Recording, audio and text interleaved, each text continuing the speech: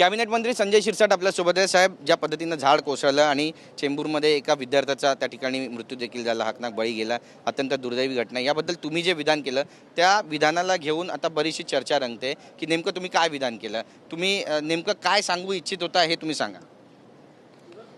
काल चेंबूरसारख्या ठिकाणी एक झाड कोसळून एक जी स्टुडंटची बस होती विद्यार्थ्यांची, त्याच्यात 11 जण जखमी झाले आणि त्यात एकाचा मृत्यू झालेला आहे.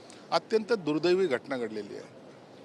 मी हे सांगितलं की अशा घटना ज्या आहेत याचे कॉर्पोरेशनने सर्वे करून, असे झाडं असतील किंवा आणखीन काही इतर भाग असेल त्याचा सर्वे करून तातडीने कामं केली पाहिजेत. झाड कोसळण्याची वाट पाहायची काही गरज नाही ना. आणि झाड कोसळणे असेल की वीज पडणे असेल, ही नैसर्गिक आपत्ती असेल, त्याला आपण समोर कसं जाऊ हे आपण सरकारने पाहिलं पाहिजे आणि त्या महानगरपालिकेच्या आयुक्तांनी पाहिलं पाहिजे. हे माझं विधान होतं. परंतु काही लोकांनी झाड कोसळणं आमच्या हातात आहे का, मग वीज पडणं आमच्या हातात आहे का, असे काहीतरी स्टेटमेंट चुकीचे लावलेत. आणि असे चुकीचे स्टेटमेंट देणारं मी मंत्री असून इतकं असे स्टेटमेंट देऊ शकतो का? म्हणून आम्हाला त्याच्याबद्दलची सहानुभूती तर आहेच आहे. झालेला प्रकार दुर्दैवी आहेच आहे. त्याच्यासाठी विधानसभेतही आणि विधान परिषदेमध्ये सुद्धा हा प्रश्न उपस्थित झाला होता. यावर मुख्यमंत्र्यांनी सुद्धा त्याच्यावर उत्तरही दिलेलं आहे. आणि म्हणून या घटना वारंवार घडू नये ही काळजी आम्ही घेतोय. नक्कीच शिवसेनेकडून 2.5 लाखाचा जो धनादेश आहे तो सुद्धा पीडित कुटुंबियांना दिला जाणार आहे.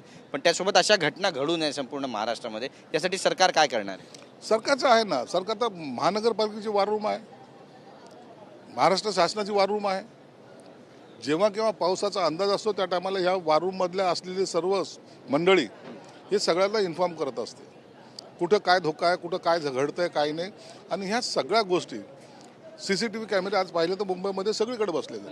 हे ताबडतोब फुटेज घेऊन त्याच्यावर ॲक्शन घेण्याचं काम हे सरकारही करतं आणि महानगरपालिका करतं. ऑपरेशन टायगर होतं, यावर राज ठाकरेंनी टीका केली, म्हणतात देशामध्ये घाणेरडं राजकारण सुरू आहे, याचा फटका भाजपला बसेल. आता हे भविष्यामध्ये काय घडेल याच्याबद्दलचं आता भाष्य वर्तवणं चुकीचं आहे.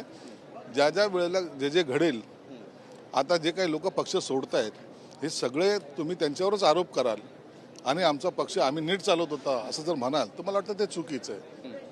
शिवसेना राष्ट्रवादीला ते गट म्हणतायत आणि भविष्यामध्ये अमित शहा यांना पंतप्रधान बनायचं आहे, त्यासाठी त्यांना जर पाठिंबा भेटला नाही तर या गटाच्या माध्यमातून पाठिंबा घेतला जाईल, अशा पद्धतीचं महत्त्वाचं विधान त्यांचं आहे.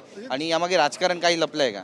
हे जरतरच्या गोष्टी असतात. तो याचा अर्थ भाजपमध्ये अंतर्गत काही गडबाज्या आहेत का, हे याचं स्पष्टीकरण नंतर होईल ना.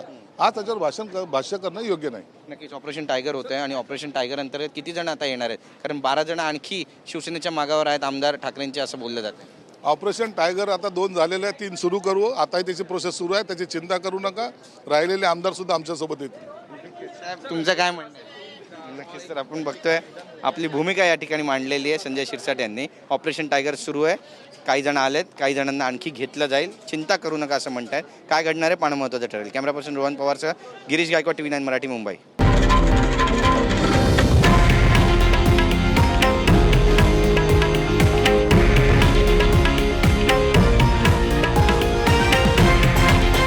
हे आहे देशातील नंबर 1 न्यूज नेटवर्क आणि आपण पाहत आहात TV9 मराठी, एकमेव.